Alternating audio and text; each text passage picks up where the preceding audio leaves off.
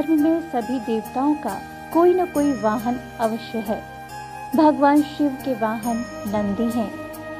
नंदी कैलाश के द्वारपाल भी हैं, जो भगवान शिव का निवास स्थान है। संस्कृत में नंदी का अर्थ प्रसन्नता या आनंद है। नंदी को शक्ति संपन्नता और कर्मठता का प्रतीक माना जाता है। भगवान शिव की मूर्ति के सामने या शिव मंदिर के बाहर वाहन नंदी की मूर्ति स्थापित होती है। नंदी जी को महादेव का सबसे प्रिय गण माना जाता है। नंदी कौन थे और कैसे हुए वह भगवान शिव के इतने प्रिय, आज इस बारे में चर्चा करते हैं।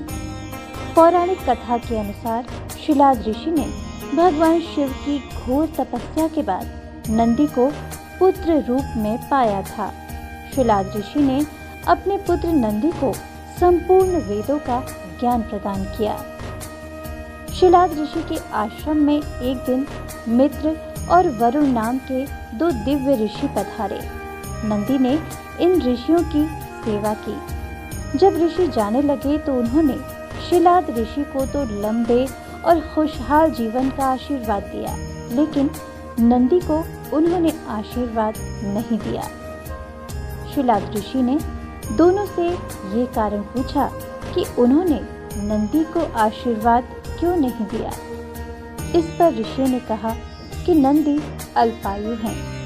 ये सुनकर शिलाद ऋषि चिंतित हो गए। नंदी को जब पिता की चिंता का कारण पता चला तो उन्होंने पिता से कहा कि आपने भगवान शिव की कृपा से ही मुझे पाया है, तो मेरी उम्र की रक्षा भी वही करेंगे। नंदी की तपस्या से खुश होकर एक दिन भगवान शिव नंदी के सामने प्रकट हुए। भगवान शिव ने नंदी से वरदान मांगने को कहा तो नंदी ने कहा कि मैं उम्र भर आपके सानिध्य में रहना चाहता हूँ।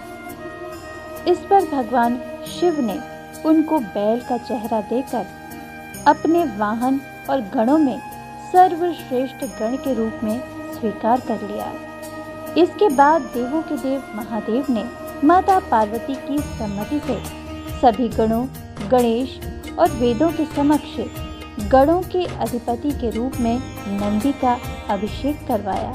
तो इस प्रकार नंदी बने नंदेश्वर। पौराणिक कथाओं के अनुसार ही मरुतों की पुत्री सुयशा के साथ नंदी का विवाह हुआ था।